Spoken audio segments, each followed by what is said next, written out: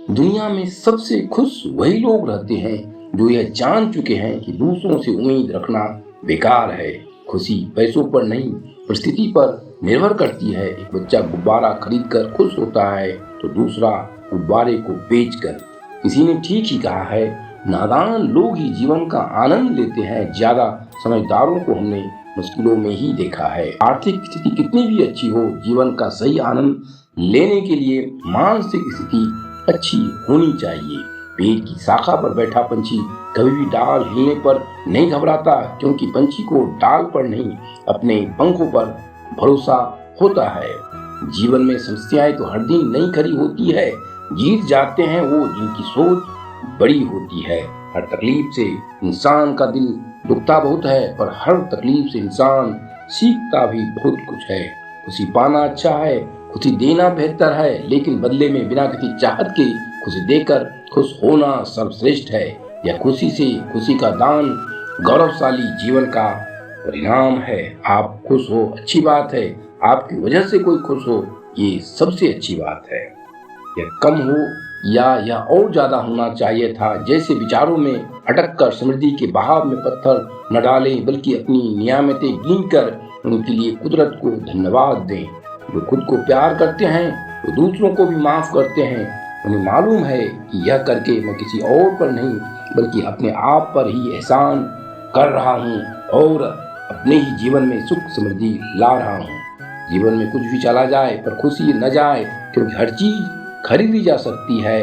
मन की सुख शांति और खुशी के लिए हमेशा खुश रहें। आइए एक कहानी सुनते हैं जीवन का आनंद लेने के लिए।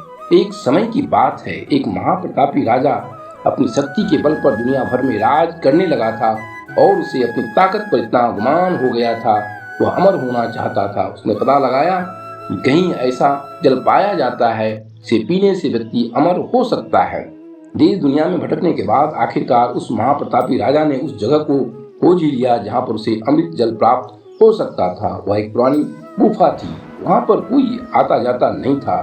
देखने में बहुत ही डरावनी लग रही थी, लेकिन उसने एक जोर की सांस ली और गुफा में प्रवेश किया। उसने देखा कि गुफा के अंदर एक अमृत का झरना बह रहा है। फिर उसने जल पीने के लिए हाथ बढ़ाया ही था कि कौवे की आवाज आई। कौवा गुफा के अंदर ही बैठा था। कौवा जोर से बोला, ठहर, रुक जा, यह भूल मत करना। महाप्रतापी राजा ने कौवे की तरफ देखा। वह बड़ी ही दयनीय अवस्था में था। पंख झड़ गए थे, पंजे गिर गए थे, वह अंधा भी हो गया था। बस कंकाल मात्र ही शेष रह गया था। महाप्रतापी राजा ने कहा, तू कौन होता है मुझे रोकने वाला? मैं पूरी दुनिया को जीत सकता हूँ, तो यह अमृत पीने से मुझे तुम कैसे रोक सकते हो? तब कौवे ने आंखों से आंसू टपकाते हुए बोला कि मैं भी अमृत की तलाश में इस गुफा में आया था और मैंने जल्दबाजी में अमृत पी लिया। अब मैं कभी मर नहीं सकता, पर अब मैं मरना चाहता हूँ लेकिन मर नहीं सकता।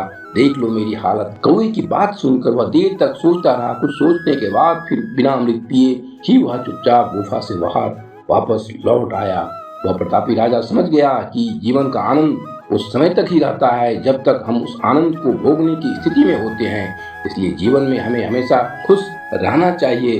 हमें कभी भी खुश रहने के लिए बड़ी सफलता या समय का इंतजार नहीं करना चाहिए, क्योंकि समय के साथ हम बूढ़े होते जाते हैं और फिर अपने जीवन का असली आनंद नहीं उठा पाते हैं।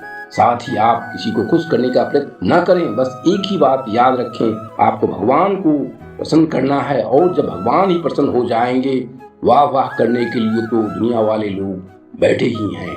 इतनी अजीब बात है ना, हम सबको खुश करने के लिए परेशान रहते हैं। यह बात कभी न भूलो कि दुनिया में सबको खुश रखना जीवित मेढकों को तराजू में तौलने जैसा मुश्किल काम है। एक को बैठाओ तो दूसरा कूद जाता है। नफरत को समझ की मसाल से भस्म कर दो। अपने चारों ओर लोगों की खुशियों को देखो, उनकी खुशियों को महसूस करो। इस भाव के प्रभाव से ही आपके जीवन में खुशी आएगी।